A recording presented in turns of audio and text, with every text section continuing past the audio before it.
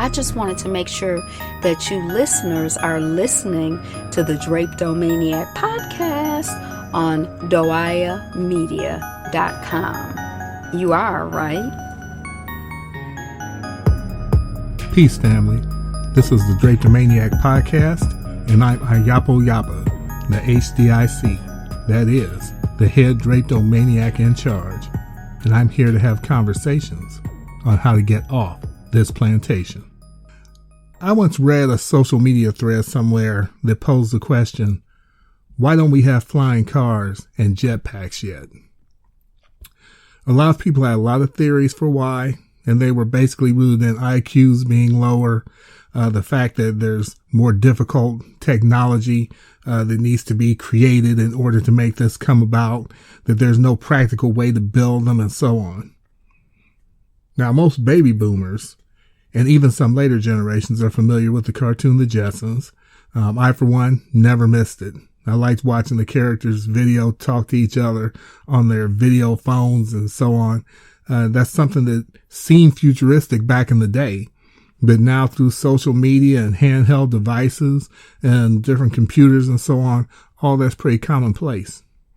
Now, there are a lot of advances that have occurred in the time were predicted in cartoons and movies and comic books and so on that have come to fruition today. So why don't we have flying cars and jetpacks yet? Well, I submit that we don't have flying cars and jetpacks because of the transatlantic slave trade. That's right, because of the enslavement of our people. That's the reason we don't have these things. In the movie Schindler's List, Schindler's at a dinner party, and he has this officer sitting next to him. It's a Nazi officer sitting next to him, and this Nazi is admiring Schindler's suit. And he's so taken aback by the craftsmanship of this suit that he mentions to Schindler, just how good it looks. And he asks Schindler if the suit's made of silk. And Schindler replies, "Of course. I'd say I'd get you one, but the man who's made it is probably dead." And there's your answer. Why are there no flying cars or jetpacks? Why don't we have clean energy? Why are there seemingly so few answers for the unanswered questions that plague mankind and technological advances that would in some cases be indistinguishable from magic?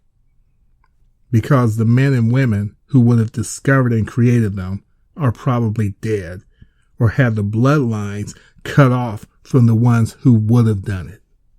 When we see images of enslaved Africans, they're either in the field or standing or sitting in front of quote-unquote slave quarters, or they're well-dressed house Negroes still pictured with the enslaver as if they're some kind of a well-trained pet.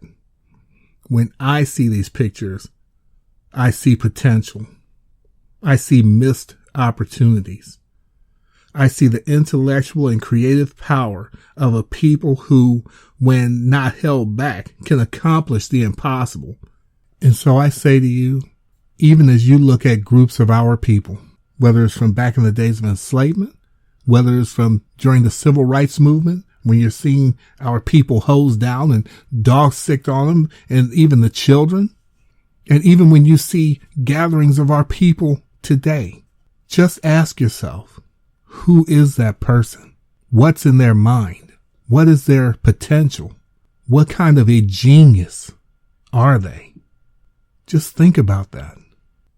They were looked down on because of their inability to read, but never is it the focus of the fact that they were not allowed to read under the penalty of retribution via torture or death. Nor is it ever alluded to that many enslaved people actually could read. They just couldn't read English. Many could speak and read multiple languages. They were just prohibited from reading English for fear of what they might be able to accomplish were they able to. And yet, we still survived and we still thrived. Not being able to read, by the way, in terms of any language, is not a sign of intelligence, ingenuity, or expertise. Illiteracy only means that for whatever reason, a person did not learn to read. But there's absolutely no correlation none whatsoever between intelligence, and there are many ways to be intelligent, by the way, and the ability to read. I hasten to add, I'm not in any way saying that it's not important to be able to read. It's a practical and necessary skill, but that ability cannot be tied to intelligence any more than having money can be tied to having class, which is another discussion. Our people have proven decade by decade, century by century, and generation by generation that we not only are a strong, powerful, and resilient people, but that we are masters of ingenuity and invention. We excel at everything we put our hands to do, except brutality and wanton violence. We're artists, musicians, athletes, mathematicians, scientists, healers, researchers, inventors, innovators, astronomers, linguists, chefs, botanists, biologists, cosmologists, historians, and the list could literally go on and on. So what happens when, say, a Leopold murders more than 10 million black people, which is more than the people who were murdered during the Holocaust?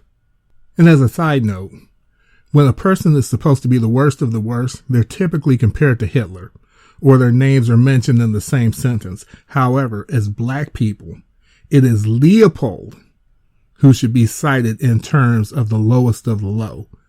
My wife's the one that turned me on to that. It made me aware that that's what black people need to be saying when we want to talk about the lowest of the low. We shouldn't use Hitler. We should use Leopold, because he was responsible for murdering over 10 million of our people. So, what happens when tens of millions of people are enslaved and unable to realize or utilize their full potential? What happens when tens of millions of black people have their lives cut short far too prematurely? What happens when you randomly and indiscriminately murder wholesale millions upon millions of the most brilliant minds and intellects on this planet? No flying cars, no jetpacks, no technology that benefits mankind without a nefarious agenda attached to it. And to that degree, I say, give it some thought before turning your back on your people and running into the arms of those who hate us and you. Think twice before hurting, harming, or killing one of your brothers or your sisters. He or she or their progeny may be the one responsible, or the help or advancement that will be responsible for your survival, or that of one of the ones who might come after you. We have enough to deal with a system of white supremacy that seeks to hurt us and harm us at every turn. We don't need to do it to ourselves. We must love ourselves enough to see our potential was hijacked, and by whom. We must love ourselves enough to forgive one another and to see ourselves not as enemies of each other, but as victims of a collective terror. We must love ourselves enough to separate and not run from white people, but to each other. This isn't about hating white people. It's about loving black people. This isn't about not trusting white people. It's about trusting ourselves.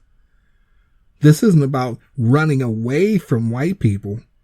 It's about running to the black community. It's about going out of your way to find a black mate. I'll put it like this. In order to go up, you don't need to put any effort whatsoever into not going down. You don't even need to have going down in your consciousness. All you have to do is concentrate on going up. And by virtue of that, you will not go down as a consequence without even putting any energy into it. Final word. Was it Trayvon Martin who would have created a practical flying car or jetpack? Perhaps it would have been his son, his grandson, or his great-grandson. Only one thing is for certain. Thanks to a piece of excrement like George Zimmerman and his ilk, we'll never know, will we? Thank you for listening to the Drapetomaniac podcast. This is Ayapo Yapa, the HDIC, that is the head Drapetomaniac in charge. And as always, I will see you on the run. And thank you again for listening to the Drapetomaniac podcast. Tune in next week at doiamedia.com. DOIAMEDIA.com. And again, we'll catch you on the run. Peace.